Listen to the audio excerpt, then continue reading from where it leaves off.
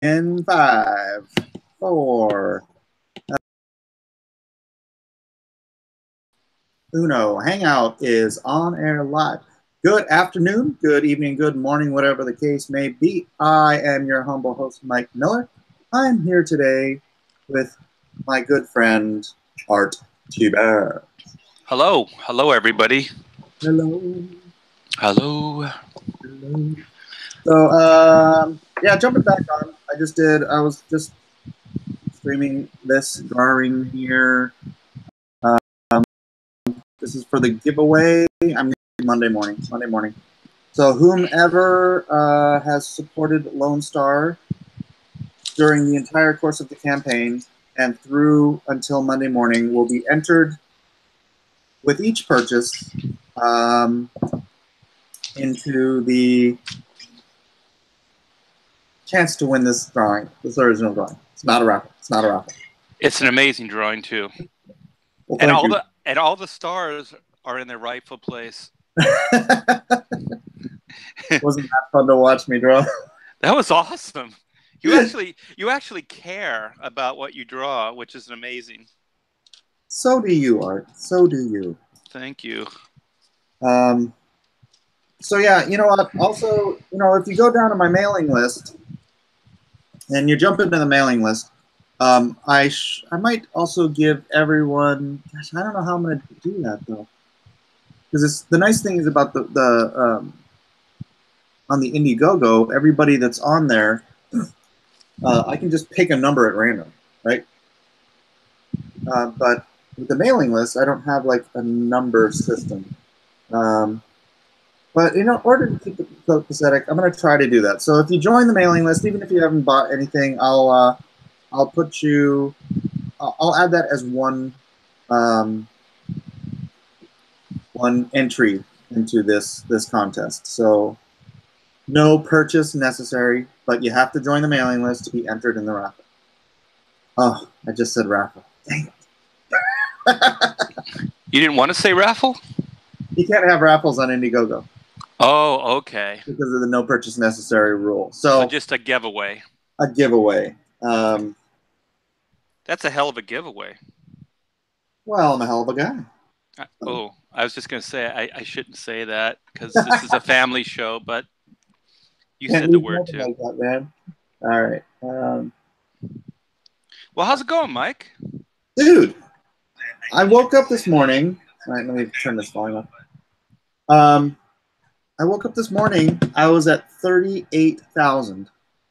That's right? Amazing. Which was amazing because I did amazingly yesterday because I was on this crazy stream on Cecil's channel. Did you catch any of that? No. It was so hilarious, man. It was just the funniest time. And Ethan came. Was Cecil drunk? No, he was sober. So odd. But he had just gotten, or Ethan had come on, and he started this horse race between me, my book, and Tim Lim's Trump Space Force. And so, like, in the span of a couple hours, it shot up like $900 yesterday. Yes. Yeah, and then this morning, you know, I get up and it's just over 38,000. And since then, within the last 3 hours, it's gone to 39,000. Let's do this. 40. All right, 40K. Let me refresh, see where we're at. I probably haven't gotten anything recently. Hey, Mike, if you get 40K, you can get shoes for all your kids and maybe even you and your wife. Remember the joke I made on Facebook? We actually all do need new shoes. Who couldn't use a new pair of shoes, though, really? Yeah, right. No, we have not made anything since the last time I refreshed. So we are at $39,028. And I am going to draw this bad boy and try to get us. Where am I? Oh, over here. I want to be able to see. Hey, Mike. I tell you what. I will do a head doodle for you and your lovely crowd there if they can get this over the 40,000 in the next hour. Ooh. What do you say? So they'll get your drawing, and then they'll get a drawing from me of Lone Star as well. What do you think? As a separate raffle or both together? We can't say raffle. A giveaway. Is a separate not raffle? A not raffle, yes. Separate not raffle. All right. So that's how much I believe in Lone Star and you guys. So let's do this.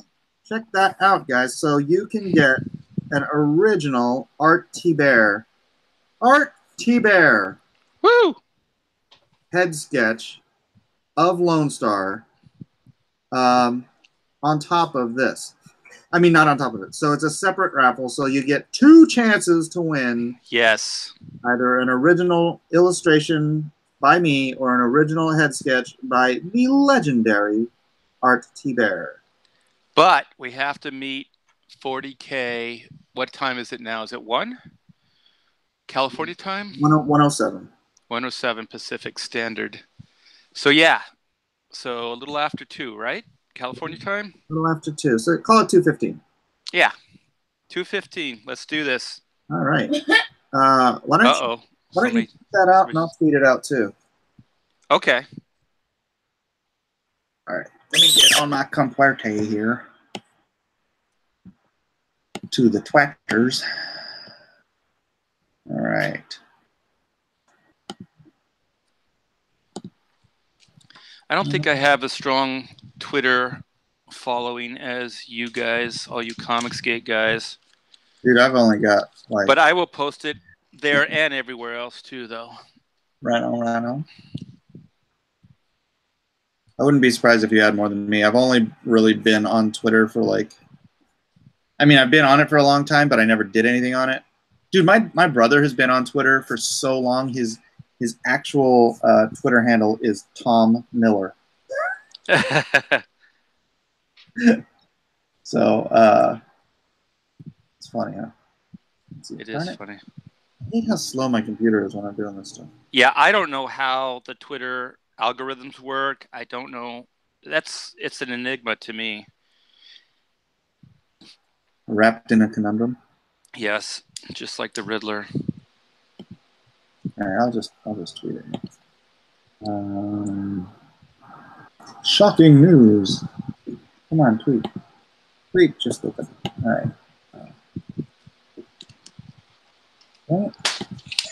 Sorry, guys. And I'll be getting to your questions momentarily, but let me tweet this out real quick. Big news, everyone!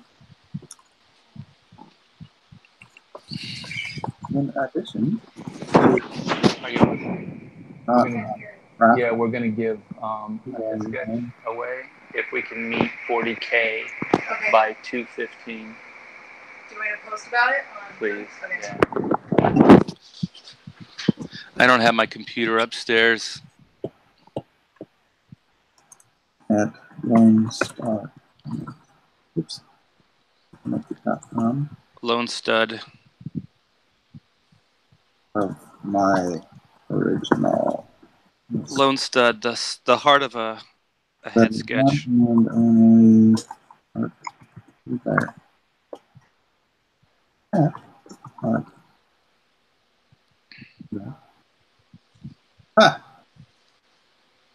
Time is of the essence. Why is this not letting me? Okay. No. So how are you going to raffle it? Are you going to raffle it live on your show or give it away? Yeah, I'll there's like random number pickers and stuff, and I'll just grab that and I'll pick the number, and then I'll go and I'll see who has the number. Or something like that. I'll figure it out. I have all weekend to figure it out. As volunteered to do another good way.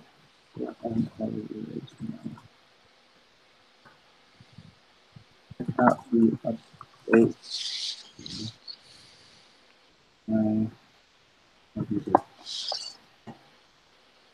Sweet. Sweet. Sorry. Sweet.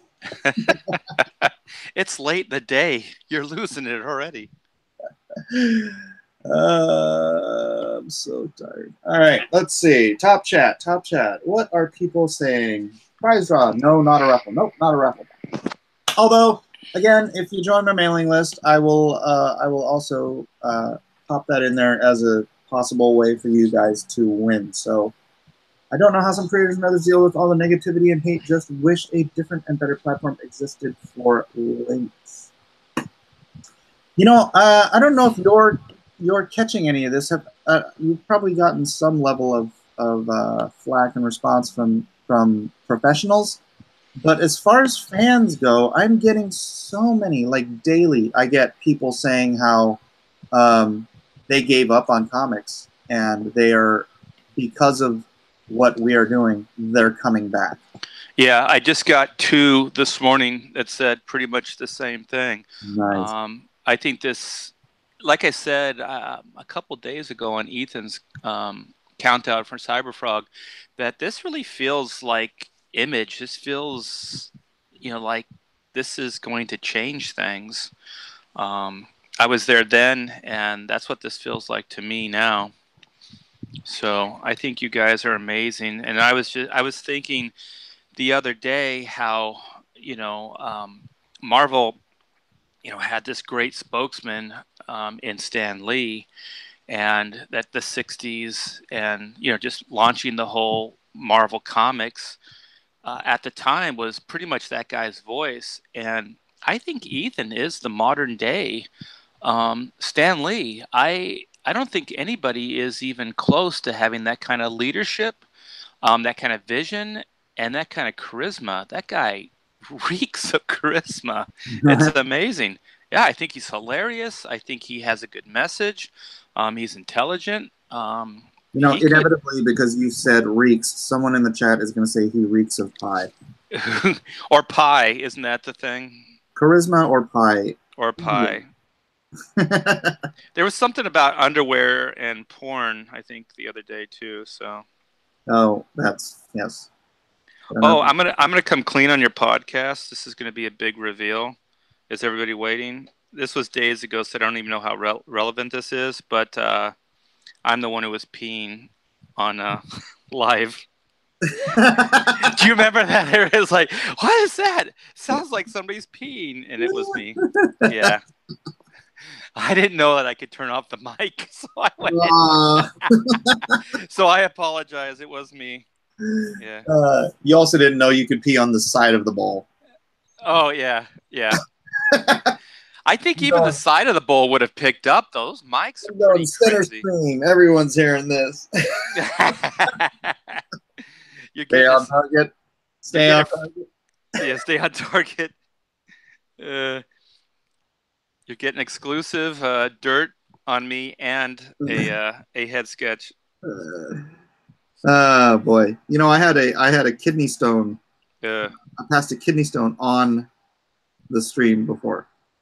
Like I was like, I got up to go to the bathroom, and like a kidney stone.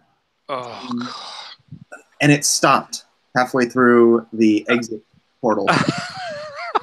So I waddled back in here, like trying not to shake my junk, and sat down and like started pounding water so I could get enough liquids in me that I could get it out. How long ago was that?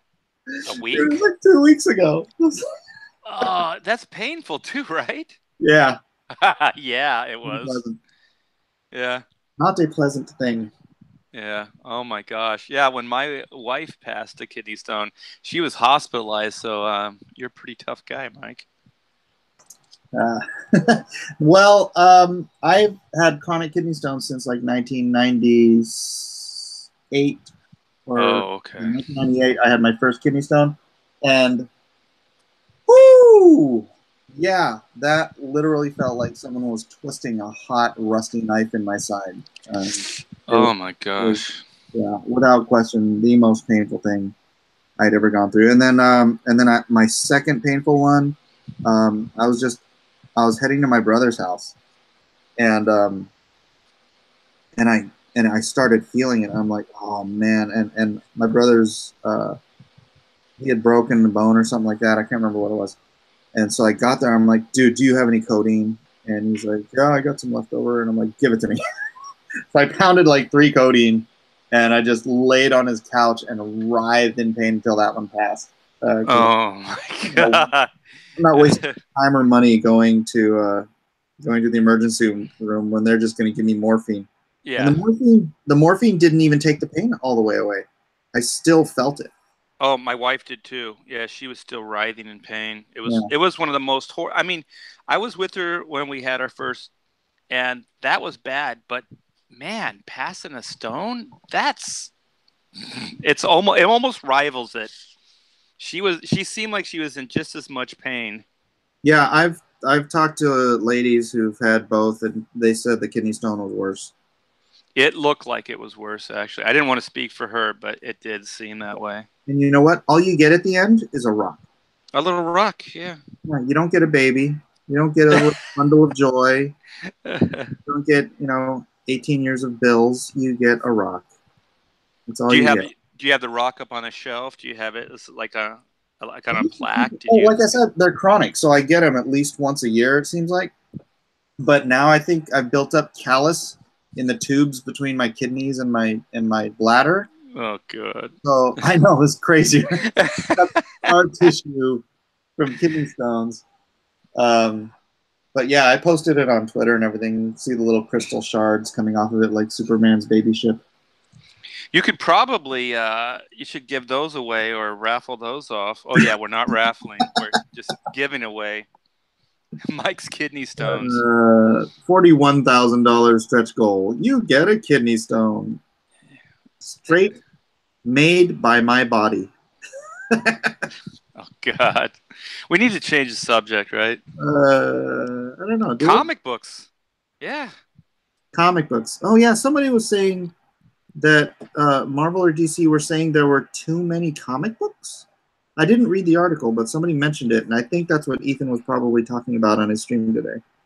Oh, that was just before you signed off just a couple minutes ago, right? Yeah. I saw that. Yeah, I don't know what they're talking about, though. Let me find out. I will pay $10,000 for one. Brother, give me $10,000. I have it around here somewhere. For that, I'll do you 2 drawings. For that, I'll give you another kidney stone. Hold on. There it is.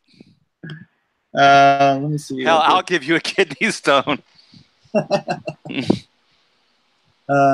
Too many comic books. Googling, probably on CBR or something.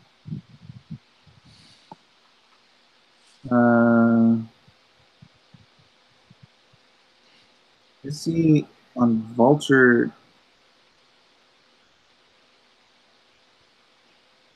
Marvel Comics. There are between panels. It's on IGN. Let's go to the IGN article. While I'm looking this up, Art, why don't you tell us a little bit about Black and White? It is a 90s comics. I know how much you love 90s Image comics, but it was a 90s Image comic that came out in 94. And, I said there were some gems. Yours was a gem? It was a gem. Oh, I have this. Taylor read this the other day on one of our live hacks chat. But let me see if I can. Okay, here we go. Reed Blackett is a man with a new future, leaving behind the violent life of a British spy. He takes on the business world as an importer-exporter of fine commodities, such as the delicious up-and-coming beer from Sung Breweries. While negotiating with the beautiful and headstrong heiress, Whitney Sung, Reed finds himself captivated by her intelligence and drive. But when a monster rises from the ashes of Whitney's past and sets her world on fire, Reed sees her ambitious attitude take on an unmatched capacity for violence and vengeance. Fearing that Whitney herself will become the very monster she battles, Reed steps back into the world of lies and danger to save her. For either of them to have any hope of a future, they must unite to be the yin to to the other's yang and blend the darkness with the light to seek truth, justice over revenge. Together they must be ... black and white. So that's it. So that's kind of our pitch. That's going to be probably in the Indiegogo video. We're going to use that. Rock and roll. Yeah. An exclusive. Back LONESTAR. And back LONESTAR, yes. Oh no, sorry, I'm reading something on Twitter. All right, I'll focus on us now. I can't find a new article that he might be talking about, so I'm gonna drop that subject. I'm gonna go back here, try to find. We need to get Ethan in here. That'd be good. Let him talk. Yeah, Ethan coming on that. Did you see the stream with him the other night? Or he came in like at the end? Yeah. That was crazy. That was all crazy. The money? Yeah. Are you guys going to do the same for Red Rooster? Just a big telethon kind of jam? Yeah. Because his is running out of time before yours, right? His is the next. I think he's got 2 days left. Yeah, just shy of 2 days, yeah. And you have 10 days, right? 9 days now. 9 days. 9 days. So yeah, like 50, 60 grand, right? For a LONESTAR? I'm aiming a little higher now. Ooh, I like that. Ambition. Well, I have to. I got a letter from the IRS today, so. Oh my gosh, those are never good. I need to aim at about $22,000 higher. All right, everybody. Let's get out. Let's buy a book or two. Hey, what's your highest tier on your Indiegogo? $10,000. Did you just add that? Is it really a $10,000 tier? Yeah, it's for one of the covers. I'm not selling any of the original art, but I'm making one cover available if somebody wants to be crazy and pay for it. It's sort of a Hail Mary tier. Well, that'll help out, right, with the IRS? That would indeed. If somebody wants to buy that $10,000 tier, by all means. Quite an investment. Well, they would be the only person on Earth with LONESTAR original published work besides myself, because I'm keeping it all. Hey, Mike, I want to ask you about this. We talk about this stuff in the studio all the time. How do you feel about the phrase, the right side of history? How do I feel about it? What are your thoughts? You know, when people utter that to you, like I get it, you know, because of the Comicsgate things. People say, make sure, you know, you're on the right side of history, Art. You know, they're trying to help you out. Right. Yeah, that sounds very, very Dave, very Dave Johnson. See, you always go there. Why do you always go there? Because it's always him. But I've heard it from other people too. Yeah. Like they say, like, you know, people on the left. People on the left. Exactly. Because they're always trying to move. They're trying to move the needle in the wrong direction, and they don't realize that their entire theology or ideology is the definition of the wrong side of history. They ignore the history of the things they believe in, which are provably, demonstrably, literally the wrong side of history. But they want to move history back into that direction so that they can change it and have us who have always been on the right side of history pushed into the wrong side. So you do feel that it is a provable statement in the contemporary, like you don't have to wait for history to play out to find out who the winner or loser is. Like you believe right now that history has already proven that the right side is the right side of history. Well, yeah. I mean, we've played this over and over again. You look at Argentina, right? I'm looking. I don't know if you know, but prior to the 1920s, Argentina was the most powerful, wealthiest nation in the Western Hemisphere. Did you know that? I did not know. Do you know what they did? They sold comics. They became socialists. Ah, now Argentina is one of the worst economies in the Western Hemisphere. And it's been, 100 years of socialism is a, case in point scientific study on what does not work and who is on the wrong side of history. Because that history has been played out over and over and over again. There's no place on earth where you can implement socialism as an absolute, or even a near absolute.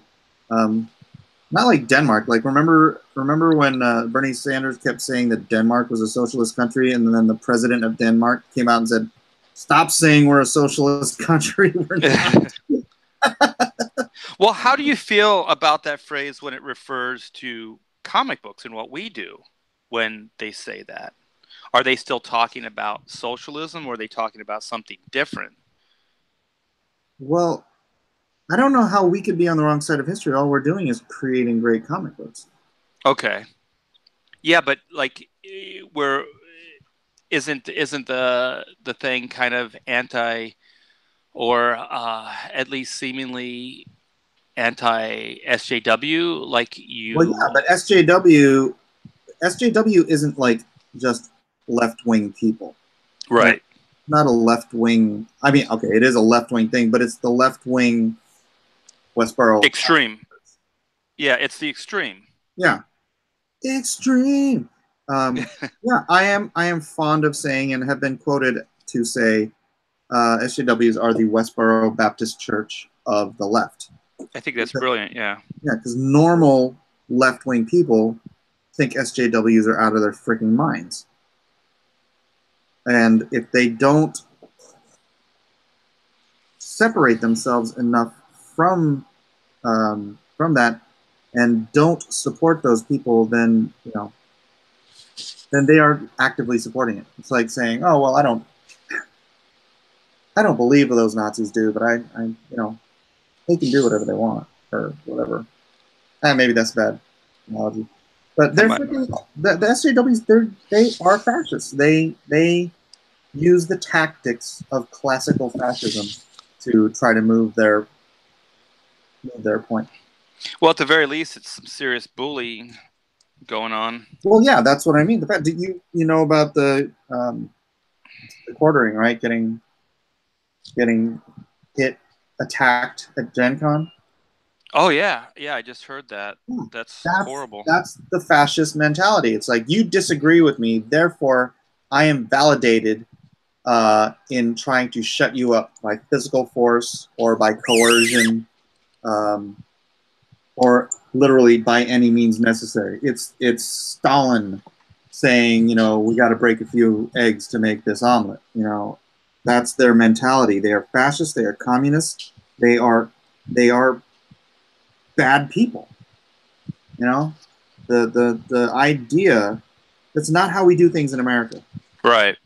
Not how we do things. We are about civil discourse, democracy, due process. We are not about seeing someone disagree with us and thinking, well, the only way we can deal with this is by freaking attacking them, or destroying their careers, or their integrity. Yeah. Or trying to destroy their integrity, trying to make them look like, calling them Nazis is just the tip on the iceberg. It's their go-to, because what you do is you try to discredit the people who disagree with you. Right. It's why I have a hard time believing anytime someone on the right is accused of something nefarious or something like adultery and all that kind of stuff. because I know that tactic. And I notice that whenever someone is taken down with accusations of adultery when they're on the right, as soon as they lose the opportunity to take power, all those accusations disappear. All those people that were so adamant, that they were like hurt and injured and blah, blah, blah, they just vanish into thin air when the person is no longer a threat to their establishment.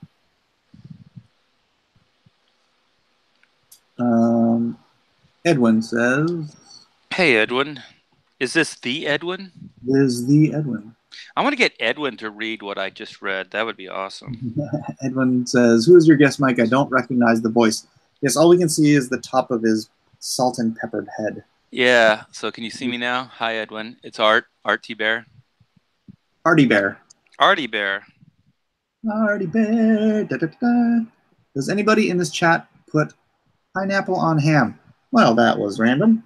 Hell yeah, I do. There's a lot of hells in this chat. Hell yeah, there are. No, they're delicious. So you like Hawaiian style pizza? Hell yeah. Yeah. The pineapples I'm fine with. It's the Canadian bacon I'm offended by. You just don't like the knuckleheads? No, I can't believe they have the gall to call that bacon. It's just not crispy enough for you? It's just ham. Right, and it's delicious. It's not bacon. How dare they call that bacon? Bacon is a very specific part of the body of a pig. But do they call the pizza bacon pizza? They don't call it bacon pizza. Oh, yeah, you can get bacon pizza. It's awesome. Yeah, but it's not the one that you're talking about. That one's with Canadian bacon and... That's what I'm saying. Ugh. Gosh. You have to yell at me. Growled. Uh-oh, your kid's doing a striptease. Jojo, just keep your pants on, okay? He came in here one time. I was on a 3-hour live stream with V. I don't know if you know who V is. He's a popular YouTuber from Romania. For Vendetta? No. Wrong. And we were having this great conversation with this former Muslim who lives in Germany. It was like 3 hours long. And then Jojo walks in buck naked. And putting on a show. Yeah, well, there's laws about that sort of thing. So V had to delete the entire stream. Like, there's laws against that. Perhaps a lock on the door? I don't know. Well, yeah. So. Oh, you know what you should get? Like, you know how movie studios have that big flashing red light outside? You should get one of those. Mike. Who that? Who that? Ben Hennessy. Is it Ben? Hey, What's Ben. up, guys? Do you guys know each other? I know him from just the Comicsgate stuff. Right. Yeah, me too. Well, Ben, why don't you introduce yourself properly? Yeah, hi, everybody. My name is Ben Henderson, B. Hennessy. I'm a man of many names. I am the founder, creator, and editor-in-chief at Cautionary Comics.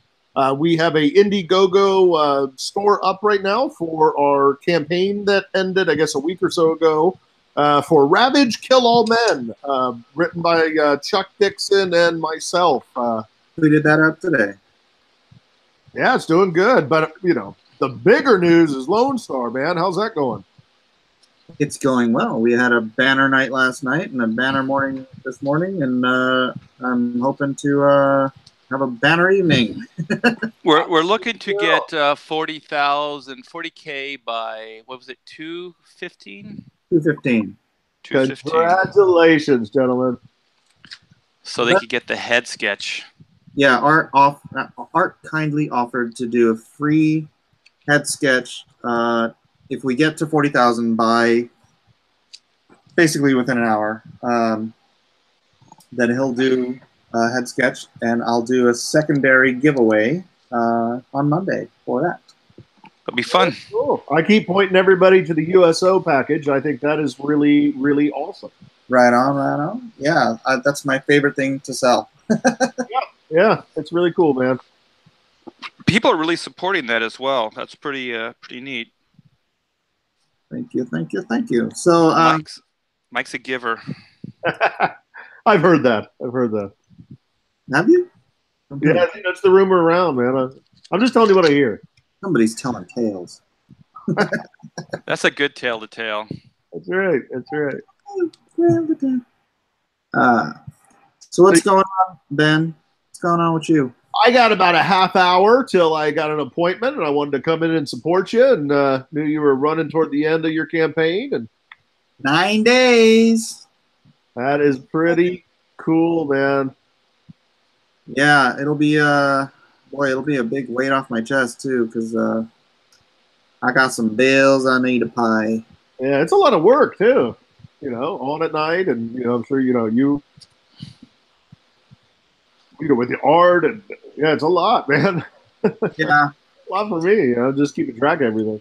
Yeah, I'm glad I'm getting back to drawing, because for a while I hadn't been drawing. I'd just been focusing on the YouTube for so long. But thankfully, I got my ostrich neck in and figured out how to use it. I got this one for my iPad too. Is this what you have, Art? Actually, it's like that, but it's actually has arms, so it has jointed arms, so it locks into place versus like bending like that. Oh, yeah. This one, the metal in here is like super, like firm. It's actually pretty hard to bend, so it's pretty sturdy. I have one of those somewhere around here, but I like this one that locks into place more. It's a little sturdier. Right on. Right on. Right on, right on. Yeah, mine does jiggle, especially when the kids come in and slap it. Well, I like that this one locks into a position. When I was Mike, when I was drawing with you, when I was inking the other day, the She-Ra drawing, that I had one like you're talking about, and I had it overhead, but I had the big iPad, the biggest one, the heavy ones, and I had that on it. And since it doesn't lock into place, what was happening as we kept talking, it kept moving down and lower and lower and lower. So by the time I got the brush, I was using a brush at the end, I couldn't even get the brush underneath the iPad and the artwork. Like I had to move the artwork, slide it a little bit out, and then use it that way from a weird angle. I don't know if you could tell, but yeah, it was only maybe 6 inches from the paper itself. So I was like, I'm not going to use that thing anymore. And I have a smaller iPad now too, so I don't have that weight, because that thing was way too heavy, and that that bendable arm wasn't rigid enough to hold the weight. So you had like that 12-inch iPad, 12.9 inch. Yeah, that's what it is. Yeah. Yeah. Pro, right? Yeah, that's pretty big. Yeah, it's a little bit too heavy and a little bit too cumbersome for what we're doing here. Right. So, Mike, what are you doing after? What's your next? Is it Lone Star 2, or what are you thinking? Yeah, I'm going straight into Lone Star 2, then Lone Star 3. That will wrap up this first story arc, and then I'm going to work on the nuclear family. So awesome. And I'm hoping that, by the time I get there, I will have this method of production and whatnot will prove to be profitable enough that I can actually move on to getting other of my properties done and in production with other guys. I do want to get the Imaginaries back on board. Right. Redo that so that I can introduce Superhero G into the Blacklist universe. Well, if this goes the way that most Kickstarters and crowdfunding goes, it'll fail. No. Not I mean, successful Kickstarters, they usually build. So you're building an audience, so you could conceivably do better. your next time out, because you've built, and especially if you've already delivered on all your promises, then you have a proven track record. So you do have the chance to build and actually fund higher the next time out and reach more people, because that's my thing. I just want to reach as many people. The money's nice, but I want to reach as many people as possible. I just want the money. Yeah, but they kind of go hand in hand, though, right? Yeah, they do. And you make a great point. Actually, we are doing 100 more pages for our next Indiegogo, so that we're going to release the full 120-page graphic novel for the Kill All Men saga for Ravage. Cool. That sounds ambitious. Well, we already got it all written. It's ready to go, but we're expecting that, like you said, if we already have so many people looking at Ravage 1, we're building up a fan base. We have a network now, so we might as well go for the whole shebang, which isn't much more than we've gotten already, for the cost that we got for number 1. Yeah. Well, most of the people I know that are in our caliber, usually their second Kickstarter, they will do better than the first. That's what I'm basing most of this on. Well, that's awesome. I mean, this is my first Indiegogo Kickstarter anything, so that's good to hear. Yeah, it's an emotional roller coaster. You guys are in it right now. I hope to soon be in it in a couple of months. It was amazing. I mean, when Jimbo and I first got together, when we originally started, it was going to be a 12-page prologue, and we were looking for $5,000. And then when we started, working with Chuck, I said, I think we're going to have a lot more traction than that. So we went for $15,000 to make the full number 1, the way we wanted to make it with the quality we wanted. That's what got us here. It's very cool. Are you working on anything else, Ben? You are, right? Yeah, the Off-Worlder. So I'm working. I'll announce with who. I know already, but I got another great, amazing writer that I love. I love his work. I love his style. I love his process. So I'm collaborating with somebody new on the Off-Worlder. Right on. How many projects do you have in the pipeline? 50 total. 50? 50. Wow. Yeah. I thought I was ambitious. Well, am I going to get all of that done? I don't know, but these are all based on all my, screenplays and movies and comics and things I've written over, really since I started. I went to an art school for high school. So I started there and I've just kept it up. And now, once when I turned 35, I wrote them all into a big shared comic book universe. And that's what I'm doing now. How old are you now? 42. 42.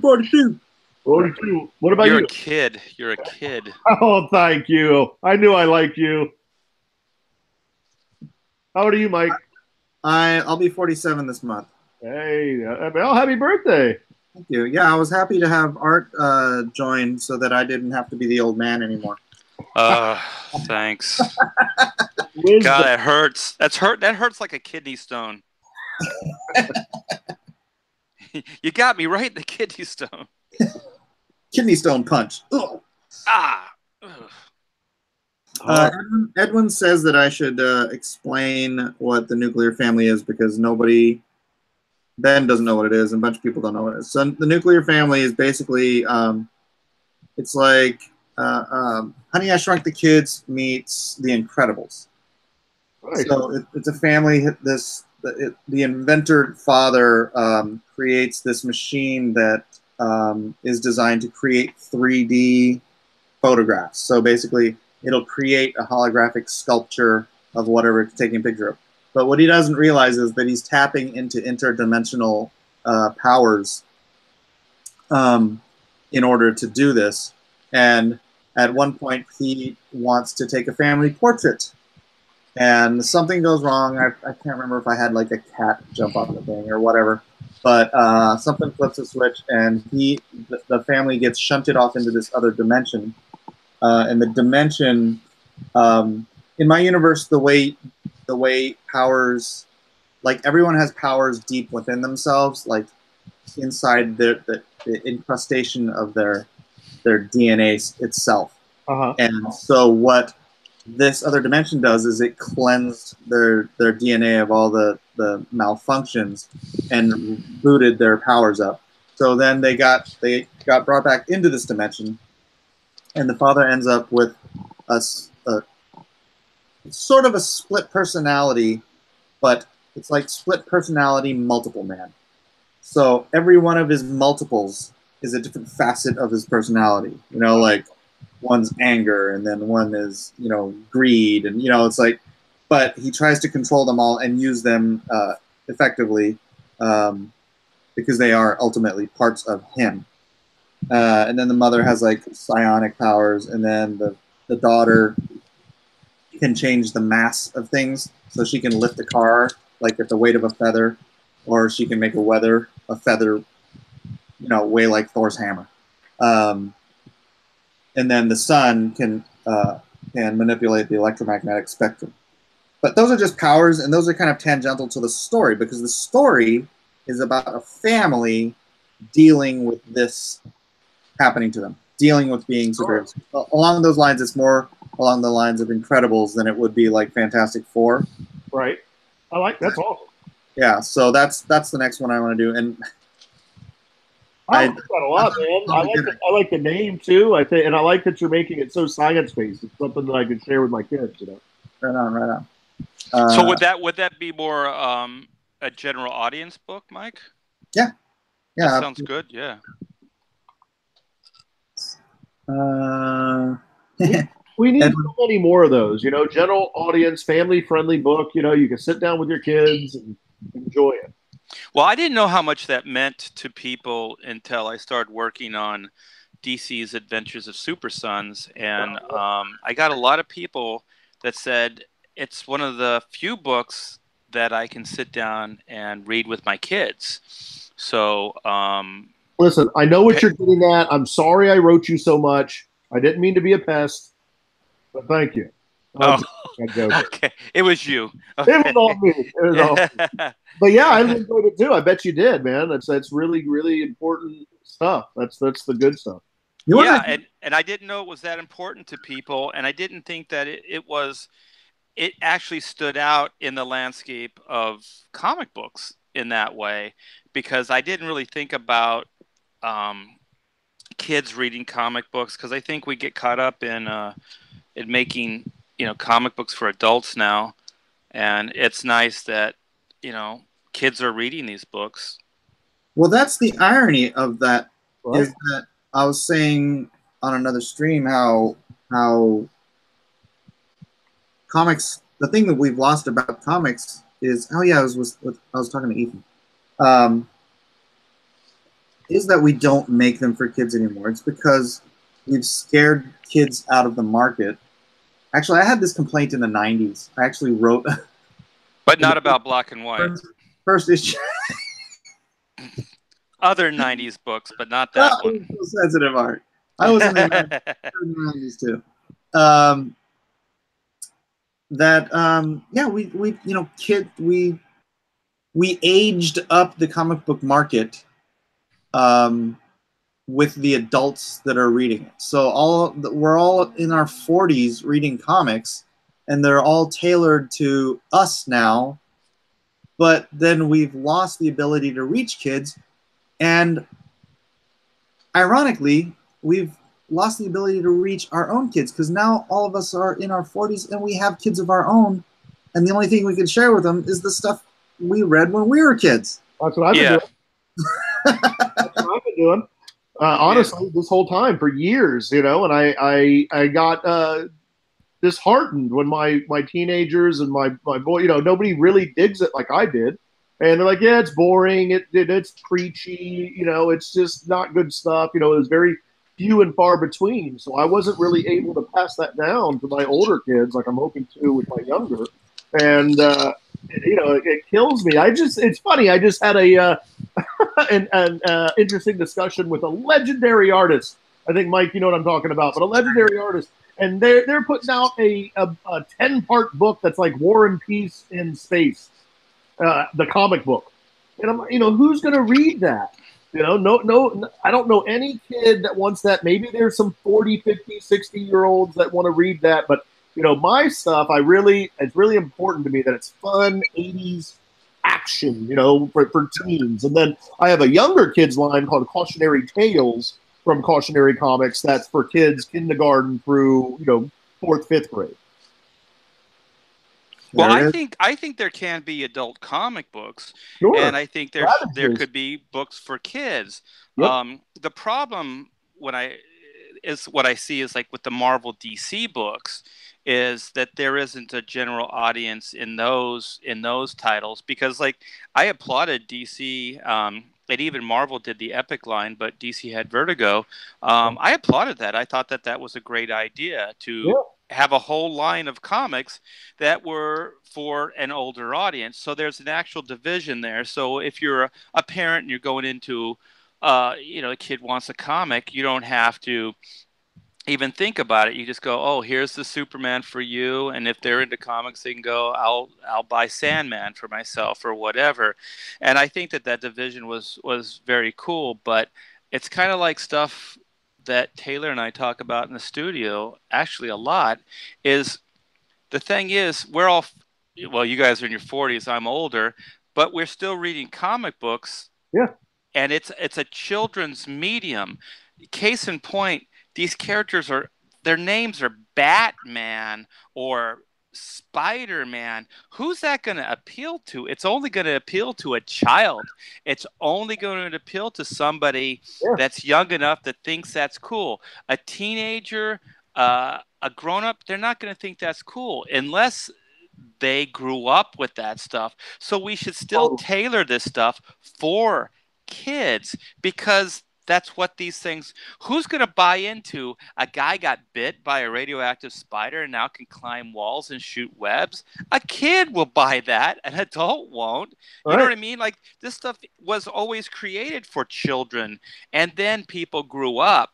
And I don't know about you guys, but I never had a conversation with either a fan or a comic book creator that ever said, you know what would make these comics better? If they were more adult. If we could just get into some alcoholism or some more sexuality or whatever as far as topics, then these books would be better. I never heard anybody say this ever to me or in a convention conversation. So I don't even know why these books are changing or who they're marketing these books to. It seems very limited if you're just going to be marketing these to adults, because who's the new generation going to come in and buy them? So it's kind of a weird self-fulfilling prophecy that you're eventually going to run out of readership. You know, that reminds me of when I was a kid and I went to Walgreens and they had a spinner rack. And they had 2 issues of Iron Man there. They had the issue where he's sitting in front of the mirror with a drink in his hand. Yeah. With, you know, his alcoholic demons. And then they had the issue with Iron Man in his cool black stealth costume. And I'm like, so I have nothing to do with Iron Man alcoholic. I was a kid. Like, yeah, exactly. Right. And I remember him being an alcoholic. Like, I was like, why did he shave that day? You know, I grew up on a military base, you know, and I didn't understand, you know, the whole thing. But yeah, you know, I hear a lot of new creators contact me because I have a submission process. I'm getting contacted a lot, and there's 2 things I'm finding is that a lot of new creators, they're liking this concept of subversive entertainment. Tell people that this is going to be a superhero comic book. You know, psych, it's really horror. Just kidding, it's horror. I think, no, you know, I don't want that. Who wants that? And then the other big problem is that there's so much adult content in mainstream comics and even mainstream movies. We had that with The Incredibles, that a lot of family first people are not going to bring their comic. I have part ownership in a comic book store. A lot of families are like, I don't know if I can trust to bring my kids in there right now. Exactly. That's a problem. That is sad. Well, when I would get the mailers from Marvel and DC, you know, the freebies, and I would have to go through those books before I gave them to the neighborhood kids. Yeah. And as the years went, it became less and less books that I was able to recommend to the kids. Yep. The Yeah. old same DC way. comp box. I remember. Yeah, once a month you'd get just the giant box of like everything DC was publishing that month. Yeah, it was awesome. The good old days. That is awesome. It was. Yeah. Those days are gone. Anyway. Now they'd have to print more. They'd have to print more for us than they would for the people they're selling them to. Oh, that hurt. Probably right. That hurt. I was just on a live stream last night with Mitch, and I asked this question: what is Marvel Comics' mission statement now? Right, and then I heard, well, they're a lifestyle brand, but a lifestyle brand of what? Are they going to be a cooking show? Do people want to get their cooking advice from CV, or are they going to be a fashion? That French in France, the fashionistas want to wear Incredible Hulk shoes. I don't get it. Why aren't they focusing on their core competency? It just seems ridiculous. I don't understand it at all. Yeah, I don't either. It doesn't seem like good marketing. The only thing that I could come up with is that they just want to rebrand away from comics in general, so that Marvel as a logo, as a brand, would just mean anything. It could mean everything. So it's not just specifically comic books or superheroes. Business ones, that's dumb. If you're everything, then you're nothing. Exactly. Yeah. No, you and I know that, yeah. but they don't. You apparently. Think Disney would? It's incredible, nuts. People ask me, would you want to get acquired by Disney? Heck no. I don't need money like that. I don't want to. I would hate to see my ideas, like Lucas said, the slavers at Disney. I'm not doing it. I don't give it. I'm not doing it. No. I'm trying to build something for the next century, and it's something I never want to see hoard out like that. No, me either. It wouldn't be the same. It's just not the same. So the magic's gone at that point. Yeah, it depends on who the caretaker. I don't know. Each one of those. Those characters have different camps. So, maybe if you could get in with a good group of creators, in the film franchise, that maybe you could do some good. Not all the Marvel movies are bad, Right now. Yeah, no, totally. Film is great. I just think the Marvel Studios comic book system, would would do not good things with our property. Oh, you mean the comic book publishing division? Yeah, I agree. Yes. Yeah, I like the MCU. They've done great stuff, but I think it's coming to the end of the content that can be squeezed out of our, of the 80s and 90s. Yeah, I think the reason they're rebranding with this lifestyle stuff is I think that they're also trying to create characters for a new generation that have a contemporary voice. So I think that's why you see Riri and you see some of these characters that are kind of taking the place of the traditional Marvel characters. And I don't think it's for the comic books at all. I think it's a way to start branding these characters in the comic books, and so they seem like they have legitimacy and they have history. And then when Robert Downey Jr. is 60 years old and can no longer put on the outfit or the uniform, then they'll start introducing Riri. So I think those characters that are more SJW-ish and stuff, I think they're gambling to try to create characters that will basically sustain the Marvel Cinematic Universe for the next 20 years. But they're absolutely missing the message. They're absolutely missing it. You can't replace Iron Man with Iron Man Jr., right? But look what they did, and James Gunn's problems aside, look what they did with a raccoon and a talking tree, right? From my perspective, one of the worst comics Marvel ever produced, which is Guardians of the Galaxy. I never collected it till the movie. I mean, I read it some, but yeah, I didn't collect it till the movie. It's not if you're taking a concept from comics to a broader, more expensive medium, all you need is a good concept, right? It doesn't even have to be a good comic or well executed. Just take a good concept and put it in the hands of good creators. James Gunn and the writer, you know, again, notwithstanding, they created great product, and then you put the muscle of Marvel behind it, or the muscle of Disney or whatever. As long as it's good, it doesn't even have to have a history that people recognize.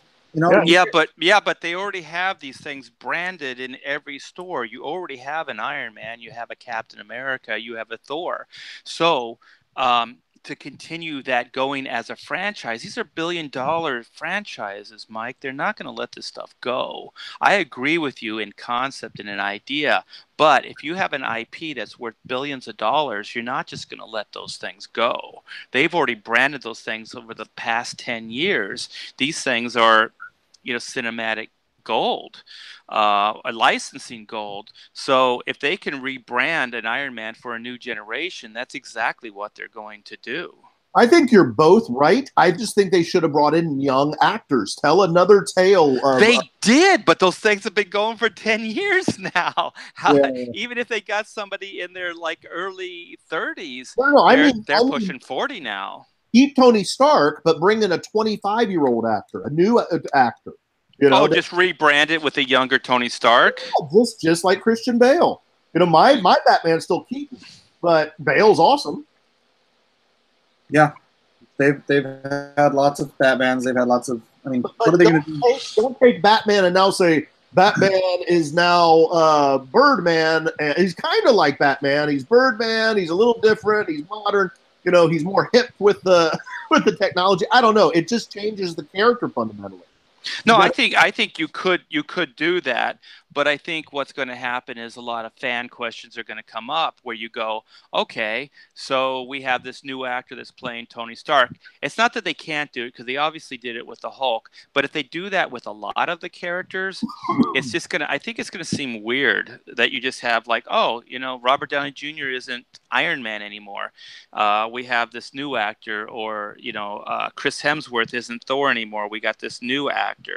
I just think it's not going to be that easy to replace those guys as you might think. It's not. It's impossible. And replacing them with a completely different character is going to be worse. I don't think it's well thought out. Yeah, I don't think it's well thought out. I agree with you. I'm not even making a stand like it's a good idea or a bad idea. It's just an observation that I had. That's the only thing that seems to make sense to me, is why would you be bringing such a political agenda, like an SJW agenda, to these comics and trying so strongly to create a new voice in comics if you weren't branding this for film? Because obviously comic book fans aren't buying these books. They don't want this.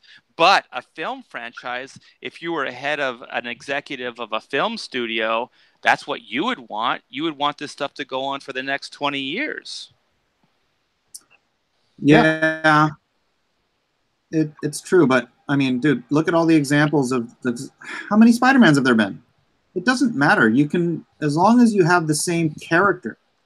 Iron freaking Heart, or whatever Riri Williams is not Iron Man. No, I totally agree. Is Tony Stark, and if they have to replace him because Robert Downey Jr. is going to be in a wheelchair soon, you know, whatever, it's going to happen. But there have been like freaking 5 Batmans. There have been 4. Yeah, but they haven't been in the same universe, though. This is the same universe. So the only equivalence is really what they did with the Hulk. What they can do is just what the problem is, they're probably gonna have to do this with Hemsworth and Stark at the same time. Or not Hemsworth, Evans at the same time. But what they could have done was do it one at a time, or they could do a thing like they did with the X-Men, where they're shifting the timeline. You know, you got to find some way to handle it where you're maintaining the character, not just trying to replace.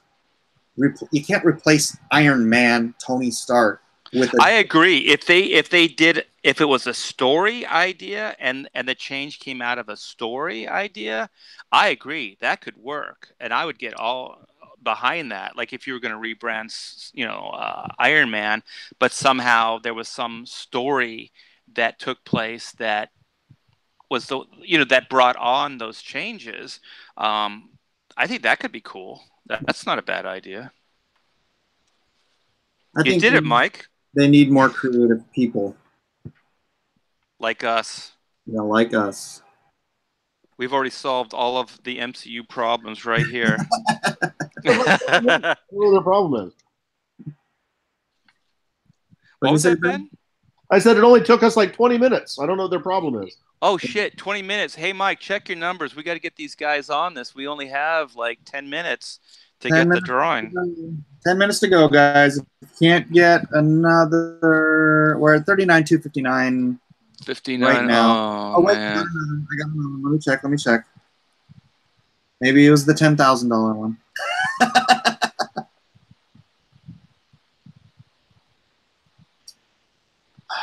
My computer takes way too long to load this page.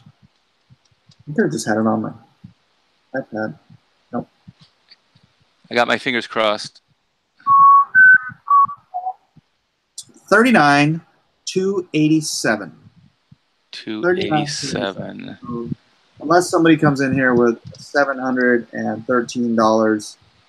Well, ART THIBERT have to draw. Well, how about this?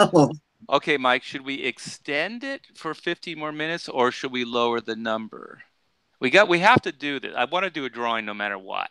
So should we lower the number or extend the time? Because it's fun talking to you guys. I'll stay on longer. Yeah, okay. We can extend it or lower the number. What do you want to do? Well, okay. You said it was at, what is it at now? 39,287. 287. I don't know. I feel presumptuous making the decision. You make the decision, Mike. We can extend it and lower the number. Okay. So we drop it to 39.5. So that's. Let me write this down. So 39.5. So we need $213. So we need how much? 213. 13. Okay. So if we get another $213, and then what? In the next half hour? Next 15 minutes? Yeah. 245. Okay. 245. Okay. 213 and 245. I like that. It's got some rhythm to it. So if we can make another $213 by 245, somebody will get a drawing. A drawing. It's a drawing. Of LONESTAR. By ART THIBERT. By ART E. Bear. Wait a minute. ART E. Bear. My middle initial is E. Is it really? It's Eduardo. Oh my goodness. Eduardo. My middle name is Stan Lee. Is Mud. Stan Lee? Yeah. Is it really Stanley? Yeah. Oh, that's cool. Awesome. You should have it changed to Stan Lee. Like, I am Stan Lee. But according to Art, Ethan is Stanley. Oh, okay. He is Stanley. Okay, this is where I'll go. I'll make the bold history on the right side. Like, I am going to make a historical claim that he will be the Stanley of the next generation. I can see that. I've been telling everybody I would make him even like he could sell hubcaps. You know, he is a natural salesman, a natural speaker, entertainer. You know, I can't do YouTube like that. It's not a. I haven't seen anyone in this industry as charismatic as Ethan in 20 years or more. Yeah, they talk like him and everybody. I love it. I like joining in, but they talk like 3 hours, cracking jokes, thinking of new stuff. It's entertaining for sure. Oh shoot! Did I just do that? Well, gentlemen, I got a appointment I got to roll on to, but I will catch you both later. All right, brother. great talking to you. You too. See ya. Later. I did do it right. Okay. Woo. Now it's paired down to us again. We have to carry the whole weight of this. It's you and I, Mike. We can do it, Art. Just like the old days. Just like the old days. In WWII. In the trenches. We? In the wee. In the wee hours of the morning? Yeah, I don't know how you guys do that. Those crazy chats in the wee hours of the morning. That's pretty nutty. Are you finding yourself watching a whole bunch of these YouTube chats now? I'm trying to tune in as much as I can. I got lots of stuff going, so sometimes it's hard. So I'm not always catching them live. Sometimes I'll see them, in the morning or the next day. Is it the wee hours of the morning? No, I'm not a morning person. And I'm not a late night person either. That's weird. You're sort of a middle of the road or... Yeah. Yeah, that's me. Middle of the road. That's sad. It sounds boring. But I assure you, I am an exciting person. Are you an extreme moderate? I'm an extreme moderate. I was an extreme comics guy. Extreme. Hi, Mom. You're on YouTube. You're on YouTube. Hi, Mom. Hello, Mom. Is that your mom? Hi, Mom. Hi, Mom. Hi, Mom. You know my mom. That's my mom. I didn't. Oh, okay. Hi, Mom. You got a great son there. Hi, Sam. You raised him right. You raised me right, he said. That means what? That means I'm a good guy. Yeah, I agree. I don't know. She's not much for compliments. I don't know what she's saying. I can barely hear her. That's all right. That's all right. 97 viewers, Mom. 97 people are watching. Still at 39,287. Come on, people. Nobody. Yes. Art. Nobody wants your art. I know, this is weird. Maybe they probably don't even know who I am. They think I'm Artie Bear. They're like, who the hell's Artie Bear? Uh-oh, time's up. That's the alarm. Go, Daddy. Go, Daddy. Somebody trying to break into your house? Hold on. Go, Daddy's calling you for some reason. Hello? Hello? Hello, speak quickly. Yeah, what about? Come on.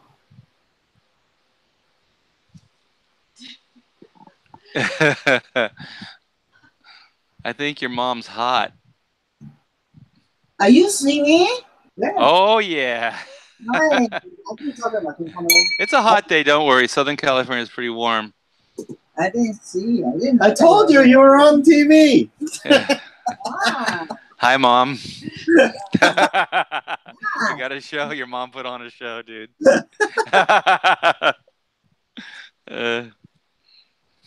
Terrible. Terrible. Huh? Terrible what? You, terrible. I'm not terrible. I'm not trouble. Not anymore. All right, we're at 39,302. We only need $198. Yes. Come on. I want to draw. He wants to draw. Gosh, dang it. Hello? Oh, we don't have your mom this time, though. I guess I'm going to have to entertain us. That was Mike's elbow. Not here yet. Is that all your artwork in the background there, Mike, in those FedEx boxes? Yeah, maybe. I think FedEx wants their boxes back. Okay. Yeah, that should be good. I think you're abusing your FedEx privileges. Well, no, those are the FedEx boxes like DC sent me and stuff. Oh, okay, so they're used. Yeah. They're repurposed. You're doing your bit for the environment. Yes. Good for you. Recycle. That's so I can go throw straws into the sea.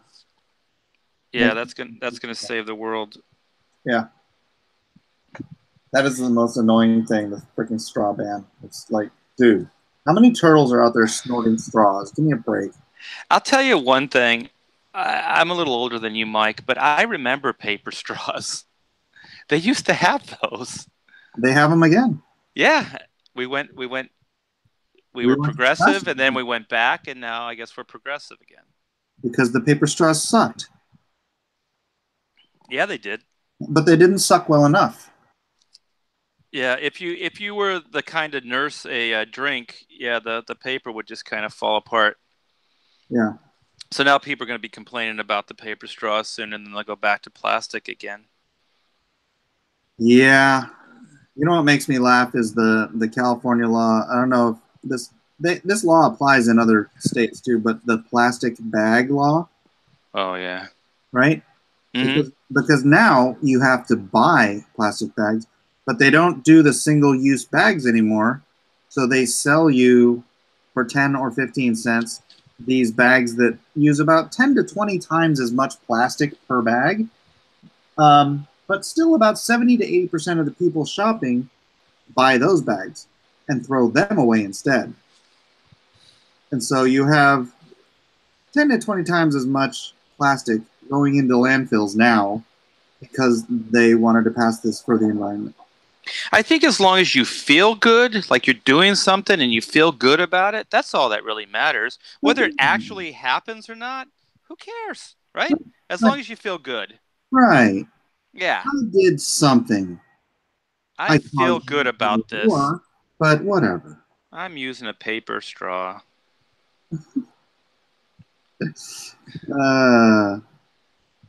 People are dumb. Gosh. People are dumb when they're SJW. People are stupid when they're on the left. Ooh. That's not how it goes. That's not how the Doors wrote that song. No, because they were on the left. And now they're dead as a doorknob or a doornail. They're not all dead, are they? I don't know. The main ones are. Yeah. The ones people know the names of. The creative ones. When you're strange. I don't know. Do the Doors stand the test of time? Do they make history? Are they favored on the right side of history? You know what's funny is, gosh, I had this neighbor who was like a Doors fanatic. And I was like, dude, Jimi Hendrix is way, way better than Doors. Yes. And he's like, no, it's all about Doors. I'm all read Jim Morrison's lyrics. They're freaking stupid. Yeah. It's like super just juvenile, college age drug head poetry. I saw a documentary on the Doors, and this one guy coined it perfectly when he was talking about Jim Morrison, and he said he was either genius or a complete and utter clown. So they showed him up on stage, in his leather pants and all the girls going crazy and just, like he's just a rock star. And then they show him like skipping across the stage, like swatting at like imaginary flies as he's running across the stage. And they just basically were saying like he was either a genius or a clown, like you decide. Clown. He was a very extreme dude. He had multi sides to him. Clown sides. Yeah, clown sides. The music was good though. Yeah, he didn't have anything to do with that though. Yeah. Jim Morrison. No, he was just a good-looking dude who wrote some corny poetry and could sing. Yeah, and he couldn't even really sing that well. I hope I'm not really crapping on anybody's Doors. I think everybody. Were you raised here in Southern California? No, I was raised in San Diego or San Jose. Okay, well, close enough because growing up here, because the Doors were an LA band, everybody worships them here in California, and so you really don't say anything bad about the Doors here. It's sacrilege. You don't speak bad about Saint Morrison. I always thought he was kind of like a cheesy lounge singer. Like, hey, riders on the storm. Hey, how you doing? Tip your waitress.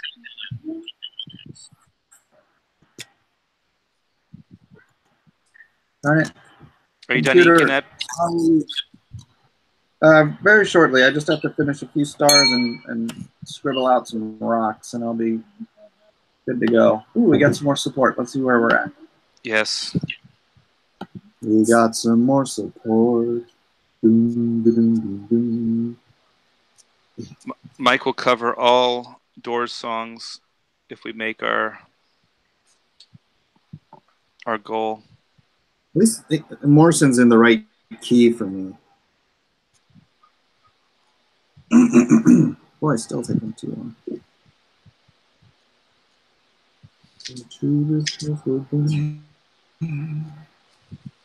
This house for what? To this life forward? I forget the song lyrics. I used to know the lyrics. I haven't sang a Doors song in a long time.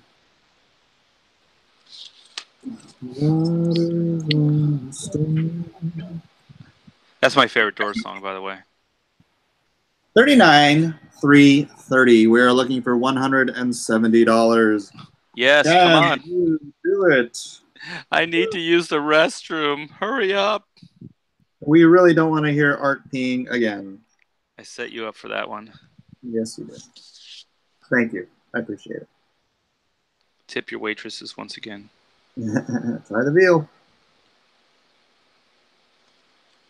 All right, let's see if anyone has anything to say on this stream. It's so weird. It's like I'm not getting the group chat. Why? What? Let me try opening up my iPad. I think you're trying to save my ego because they're all like, who's Archie Bear?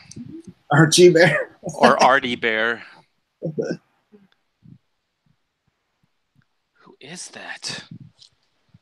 Let's go. Why would I want a drawing from him? Why don't you tell these newbies who Archie Bear is?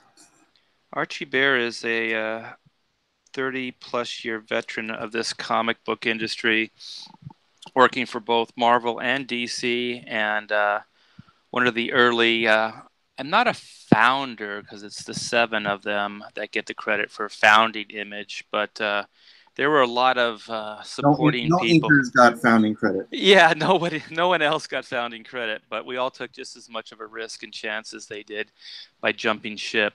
And so Image Comics worked on Ultimate Spider-Man with Mark Bagley, worked on Ultimate X-Men with Adam Kubert and Dave Finch, worked on X-Men with Jim Lee, Whilce Portacio, Carlos Pacheco, Chris Pacello, you name it. I probably inked all those guys. Salvador LaRocca.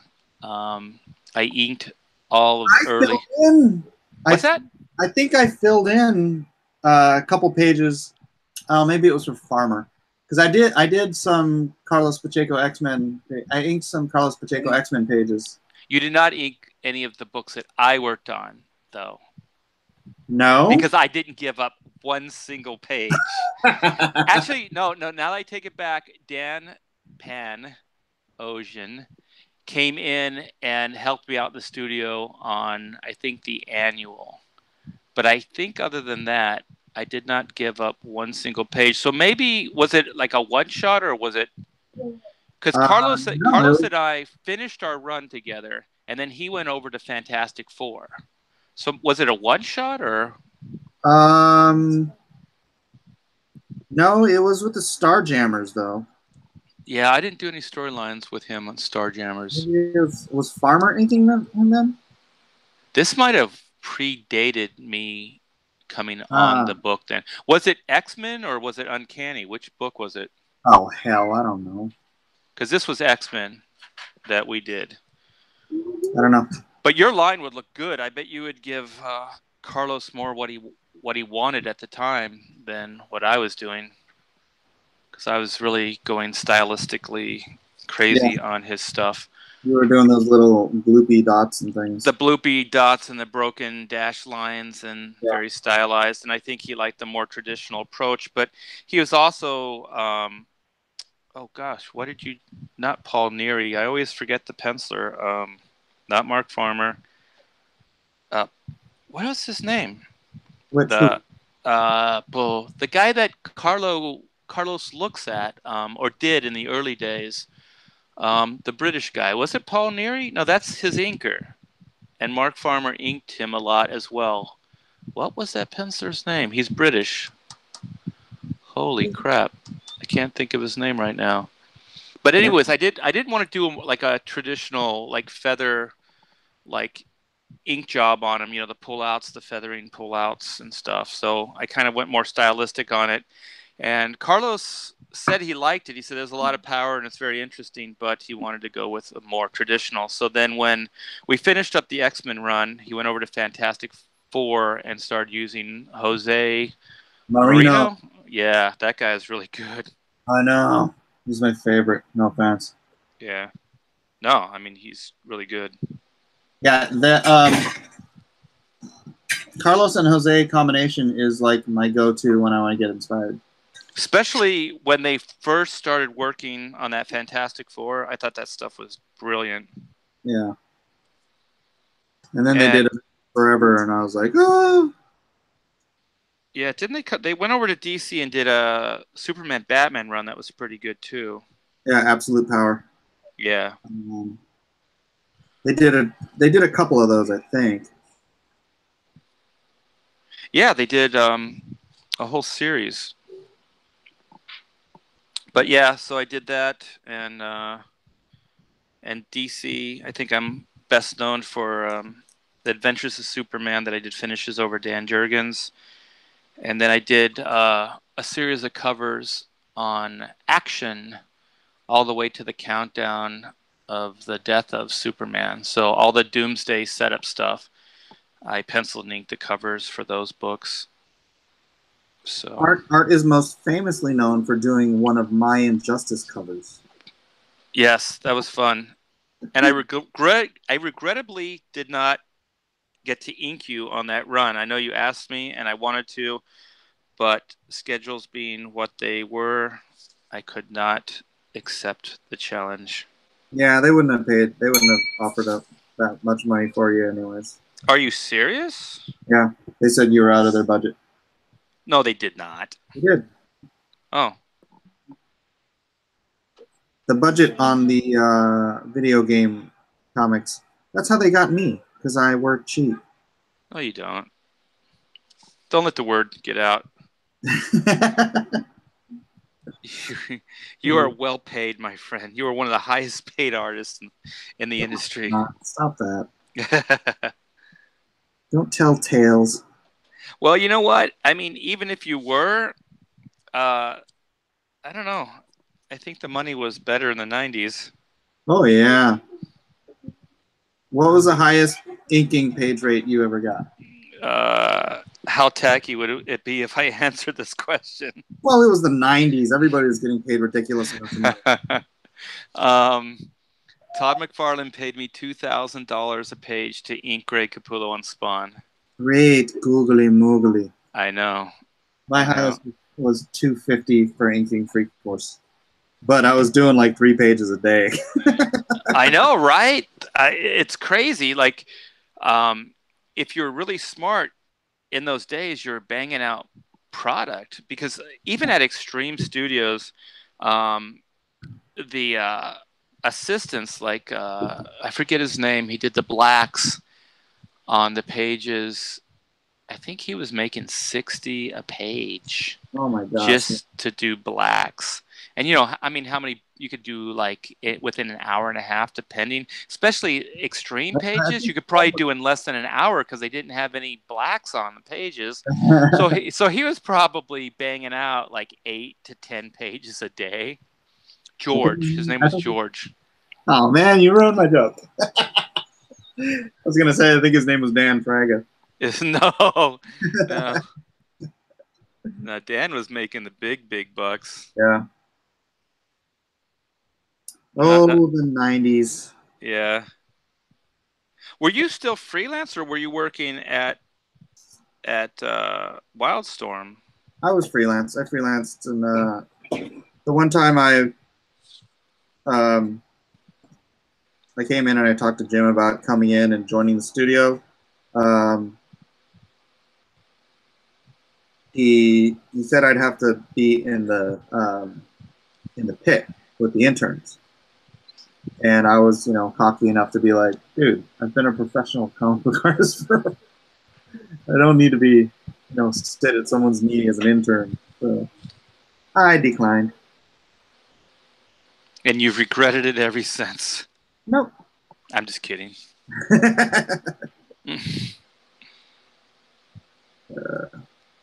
2,000 a page. What kind of money I'd make it my mission in life to make that gig last forever? Yeah, sorry, the 90s didn't last forever, and neither did those page rates. Yeah. No, there were people like Pen Ocean and I. There were a few people, probably like you as well, Mike, that we kind of saw things clearly, and we knew that it was going to be, a moment in time. So we weren't doing some of the crazy stuff that some of the other image guys were doing, especially the younger guys that were in the studio structures, like Extreme and Wildstorm and Top Cow. We were saving money. I mean, we were doing some crazy stuff too, but we were saving money, buying properties, things like that. Smart stuff. To set ourselves up, yeah. Yeah, Dan's got that nice place in Laguna. I think he sold that. Oh, did he? Yeah, I don't think he has that anymore. Yeah. That was a swank little pad. He had two. Which swank little pad? the modern one with all the like not wrought iron, but all the like it looked like a museum kind of thing, and it was a duplex. Is that the one? That sounds about right. Yeah. He sold that one and then bought where PCH. What is that? What is the road that goes right into PCH there? He was in that neighborhood up there, and it was like I think it was single story, and it was kind of a ranch style house, more of a normal style house. Yeah, that's the one he sold recently. Oh, really? Or like a couple years back, I guess. Yeah. Well, I'm glad he made some good moves.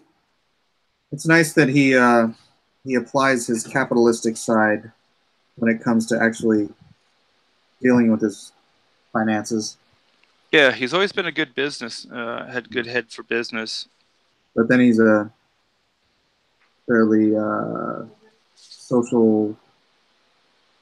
I don't know. Is he like a social democrat or what? I know like Jeff Johnson is, right? And he's like.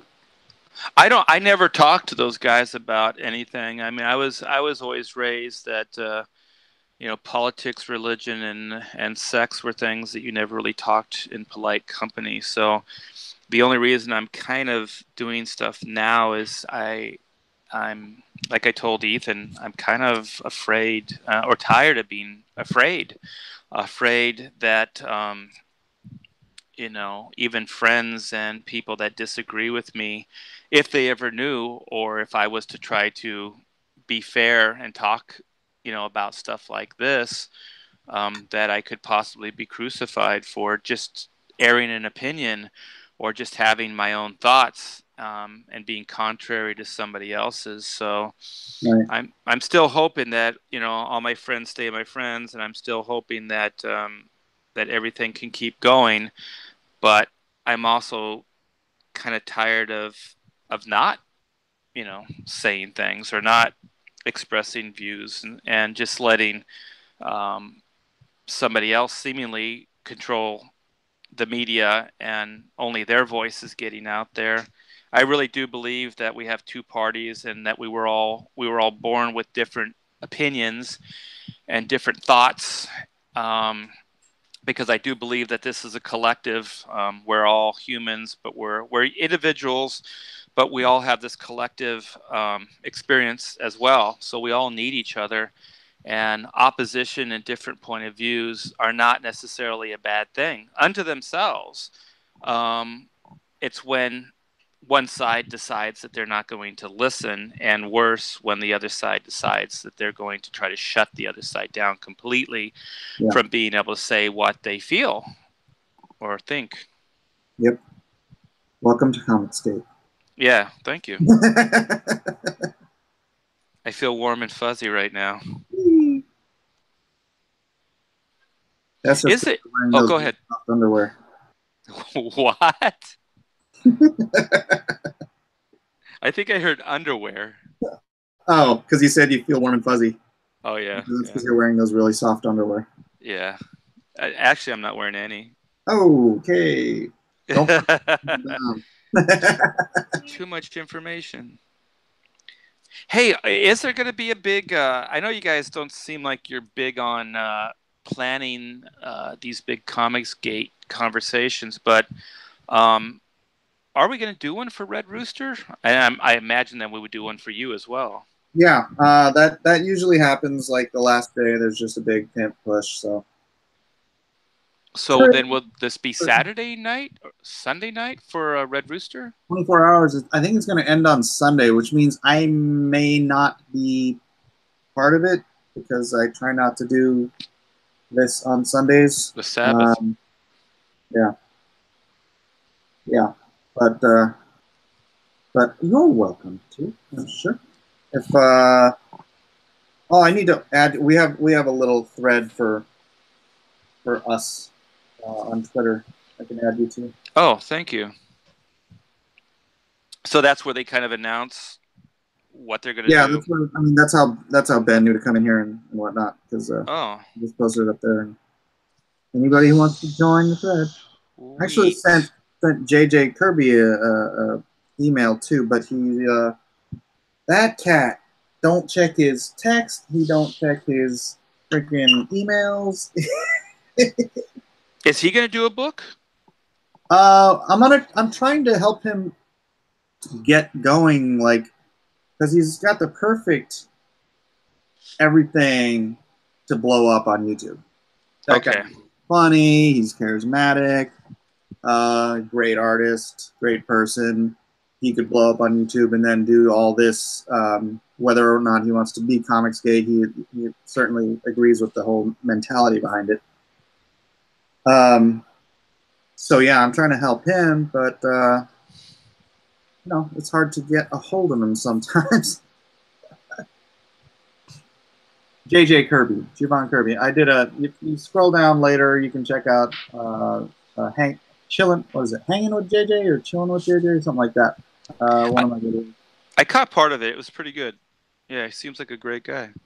Yeah, he is. He'd be great. And he likes talking old Wildstorm stories too. We need more of those. Hey, were you over at Wildstorm when John Peterson was editor-in-chief, or when were you over there? Dude. Okay, so I was supposed to do Aztec for DC, which was Mark Miller's first book, and Grant Morrison, he and Grant Morrison were writing it together.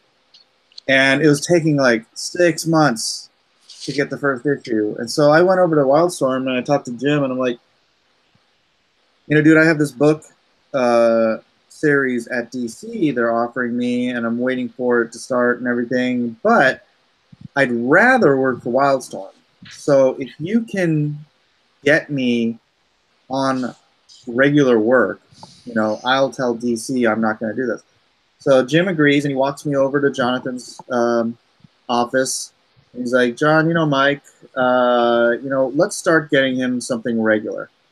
And Jonathan's all right, and I like Jonathan, so he liked me. And so, he got me one book, and before I was finished with it, he quits. And freaking Mike Heisler, who hates my guts for some reason, took his job. And so I didn't get, I still got work from Wildstorm, but it wasn't like, hey, get me on a regular book. type of thing because it was Heisler, and I didn't want to go have that conversation with Jim again.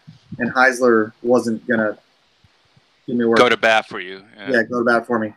And so I left the regular gig at DC, which granted hadn't started yet. Yeah. And then got kicked in the teeth at Wildstorm. Yikes. But yeah, I was there when Jonathan was there. He's a good guy. He's one of the good guys. Whatever happened to him? I just talked to him maybe 6 months ago. He's doing the Hollywood shuffle. So he's writing screenplays and trying to get movies made and things like that. Right on. Yeah. All right. We got 5 minutes. How close are we? I'm done on my end. You said 2:45. Yeah, right? no, I'm done with the artwork. See? Oh, my gosh. That thing's brilliant. I'd show mine, but DC would yell at me. It's okay. It's just us. That's There's really else. good, Mike. That is really awesome. So somebody's gonna win that, right? Yeah, somebody's gonna win this. Somebody, if you contribute to Lone Star and or sign up to my email list between now and Monday morning, I will select someone from that group, randomly. So, and then there you go. I will be, Elong said his card was refused by Indiegogo. But one of you guys is going to win this original piece of art, and it will be shipped out on Monday or Tuesday individually. It's not like you have to wait for it to come in with your whatever. Your order. Hey, where's your signature? I don't see your signature. I haven't signed it yet. Get in there. Get it done. And put your card through again, whoever that was. What did we need? 161. There it is. Yes. All right. Signed by moi. That is very cool. And so also, in the same not a raffle situation, ART THIBERT, if we can get in the next 2 minutes up to 27,000. 39. What am I thinking? 39,500. And we are at. Let me see. I'll pass on. I think. Then ART THIBERT will also be creating a sketch that will be given away also Monday. Of the wonderful Lone Star. Of the wonderful. Amazing. Talented. We are only $67 away. Are we really? 1 minute. 1 minute. Come on. This is actually killing me. I'm not even involved, and this is killing me. How do you do this every day, Mike? I know. My palms are sweaty right now. Look at them. $57. $57. I'm white knuckling. And also, guys, every purchase that you make gives you another chance to win this Lone Star piece and another chance to win ART THIBERT's original sketch.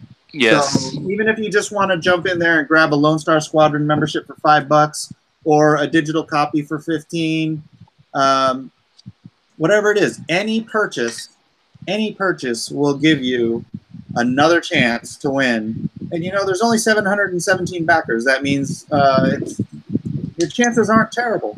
It's better than the lottery. That's for sure. Much better than the lottery. All right, let's give this another refresh. We're going to give it till the end of 2:45. When the clock strikes 2:46, we're going to let Art off the hook, and someone isn't going to win. And please don't let me off the hook. I don't want this to happen. Oh, Dennis Bruce said, I gave for the troops. You're there. Oh, it's not registering. Is that 80? That's 80. That'll do it, right? It's said, but it's not registering on my. Everybody donate $1. Never tell me the odds. Yes, do that. Never tell me the odds. Yes, do that. So the troops tier is 80, right? It is 80, so it should have gone through. That would have put us well over, right? Yeah, let me refresh. Appeared. Definitely, but 39,538. That Danelle says, so maybe it's just my 39,538. Did we do it? We did it. We did it. All right. I'm gonna doodle. Thank you, doodle everyone, for the great thank Mike. You, thank you, Dennis, in particular, for getting it for the troops. That is my favorite thing to hear when somebody supports the troops with the Lone Star for the troops. 30 people have done that so far. Yeah, and that means I'm going to get more and more. You get a minimum. Well, you get 2 signed copies, and then with the rest of the money, I go at cost. I'm going to send as many copies as I can. It says a minimum of 5, but I'm sure I can do. I can probably do at least 10 per order. So with this, it should be maybe like 800. No, wait, 10 times. No, that's my math is bad. 300. Should be at least 300 copies going out. Because I'm pretty sure I can get at least 10 out with the price of the project so far. So thank you. The troops will thank you. The troops guys tell me who've been there that it's like Christmas when they get stuff like this, and they're out in the field. So yeah, you're gonna make their day, and hopefully we can just keep doing that over and over again with every new Lone Star campaign. So at least they know someone cares and someone's thinking about them. Yeah, we're thinking about them. Yes. So again, let me give this another refresh because it's quite possible that we got another one in here. Well, you guys remember I'm on YouTube, so I'm starting my YouTube journey. So come on over and support me as well, please. Give them all your info, dude. YouTube, Twitter, Facebook, whatever. I got a website, artbytthibert.com.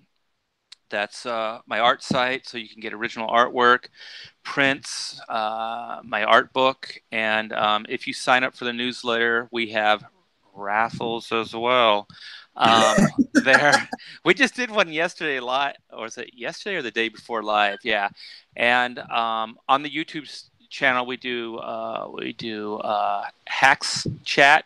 I do it here with my my lovely and talented assistant Tag. Hey Tag. Let them know you're here. Just yell, "Hey!" Hey.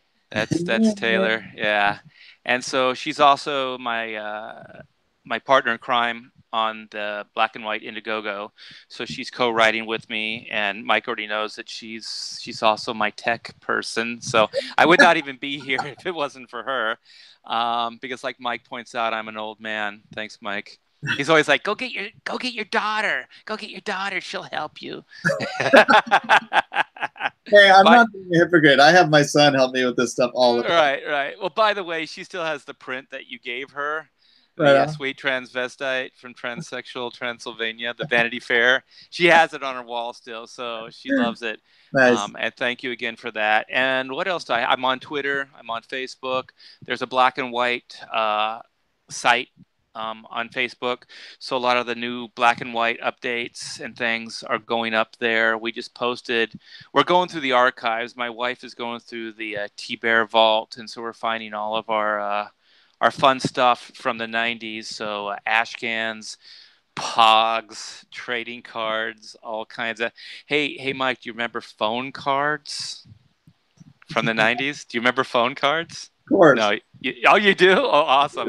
Because Dynamic Forces had phone cards, and they were like comic book covers on the card, and so we did a whole series of Black and White phone cards for Dynamic.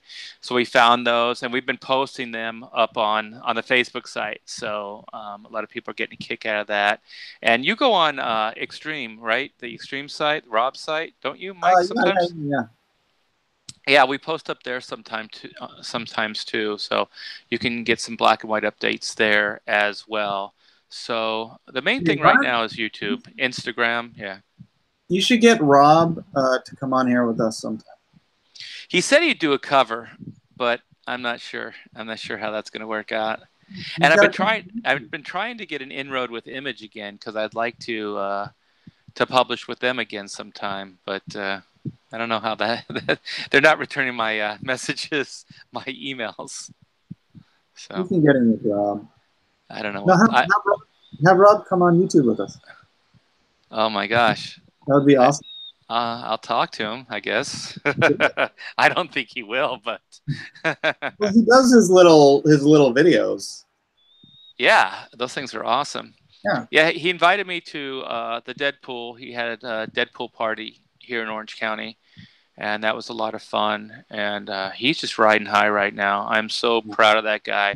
I knew him. We broke in together, and my gosh, he's a testament to just clean living and just drive. Just never stop, no matter what anybody says about you.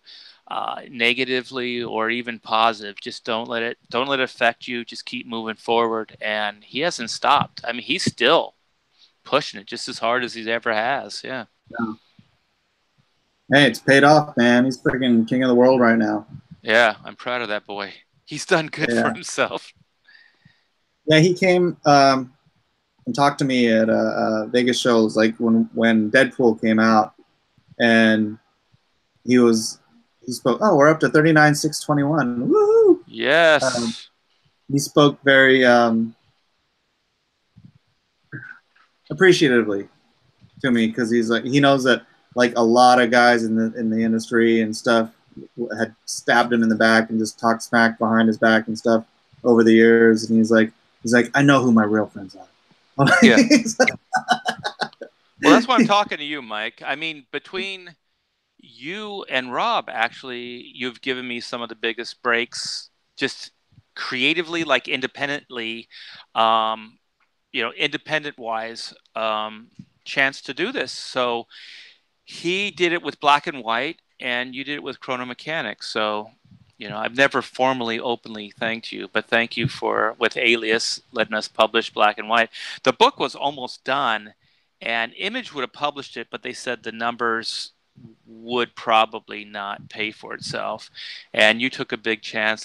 You never even gave me the numbers back, so I imagine you probably took a little bit of a loss on that, but I appreciate you doing that, and the book exists because of you, so thank you. Yeah, it's a great book. We should do Indiegogo. Let's do it. We have a fantastic screenplay, and you advised me not to talk to a certain person, but I did anyways. And I'm going to still take a meeting with him. I didn't advise you before you talked to him. I just told you what the deal was after the fact. Yeah. And you said you had a better guy. So is this better guy open to other people? So can I be talking to your better guy? Oh. Did you say you had his card or something? You showed it to me in San Diego. Yeah, I'm trying to remember where I put his card. Oh no, Mike! I know, really? I know someone. There's always. I don't know. It's still in your wallet. I bet. I bet you still have it in your wallet. Let me check.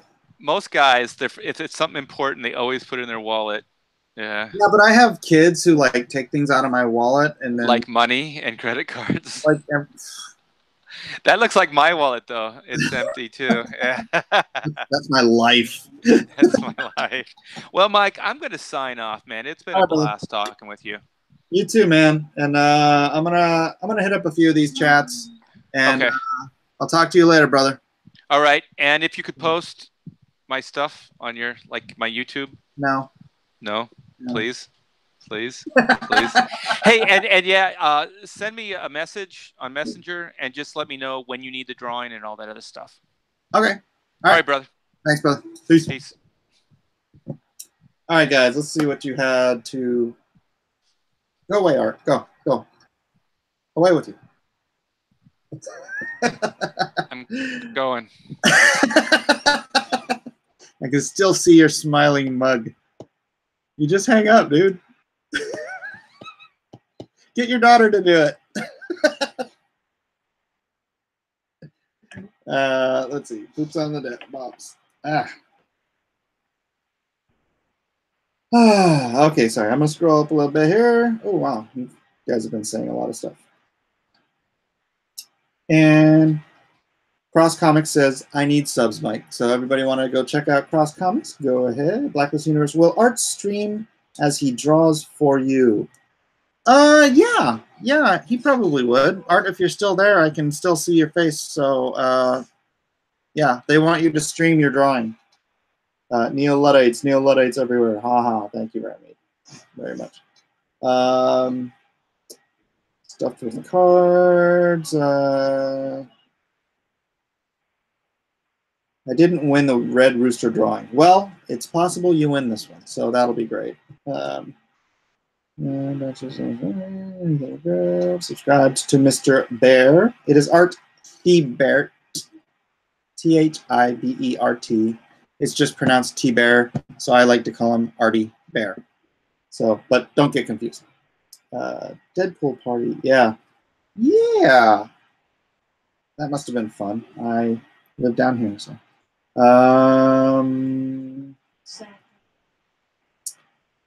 Check out Art's channel on here, Art Thibert. We'll talk about. Oh, that's Tag. Hey, Jiminy Cricket, can you put Art's channel up there, or did you? Is that what that link is? Oh yeah, Art's YouTube channel. Jiminy Cricket put a link up in the chat. So you guys are gonna love it. Remastering 3 issues. That's Tag. Tag is here, pimping the art. Good job. Art, you need to talk about SJW Star Wars to make your channel grow. Talk about whatever you're interested in. People are going to be interested in your interests. Back to a couple of weeks ago, but I just signed up for the mailing list. I want that art. Yeah. How much do you still need? Yeah, we're over it. Although, let's see where we are right now. 39,621 before refresh. What does your T say, Mike? I'm the danger? No, my T-shirt says, I'm the artist. Still 39,621. So yeah, I wear these shirts to conventions because it doesn't matter if I'm sitting there at a table drawing. People still ask me if I'm the artist. So whenever they ask me, I just lean back and I go. Art seems like a good guy. He is. He's a great guy. Happy to have him aboard. Miller's mom made this money. How do we support Lone Star and the troops at the same time? I'm glad you figured that out. It is the first featured item, Lone Star, for the troops. Is there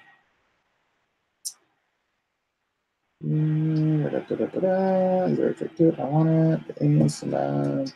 IGG said my card refused.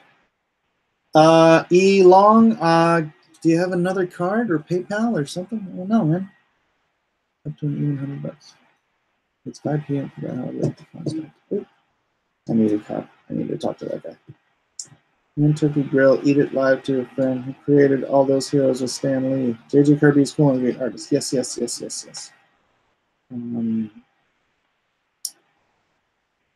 All right, this is going to go back a little too far. So if you guys don't have anything, set the Photoshop file to your Google Hangouts. It was too large for email. All right, I'll check it out. We'll figure it out. I'll get working on that. I'm the one who knocks. Accurate T-shirt. Yes. All right, guys. I don't know how long we were even on. Left zip code off. Indy doesn't take PayPal. Oh. Okay. Well, if you guys have suggestions for people who are having a hard time getting in, then by all means. My cousin's here. Shilta's here. Oh, he's been here. Okay. Well, I'm going to go grab something to eat and appreciate everyone being here. Thank you, Art Thibert. Thank you, Ben Hennessy. Why does he have 2 names? And thanks to everyone here for hanging out. Yes, please back Lone Star at lonestarcomic.com. Share the love. Remember, you can now send out your link. Go, sign up here at Indiegogo. Just go look at the updates, and it'll tell you how to be a referral affiliate, so you can send your link to people, and if they buy certain amounts of stuff, you'll get free stuff too. You'll get either both covers for free, Late Bloomer Special for free, or the Lone Star Legion pack for free for $250, $500, or $1,000 in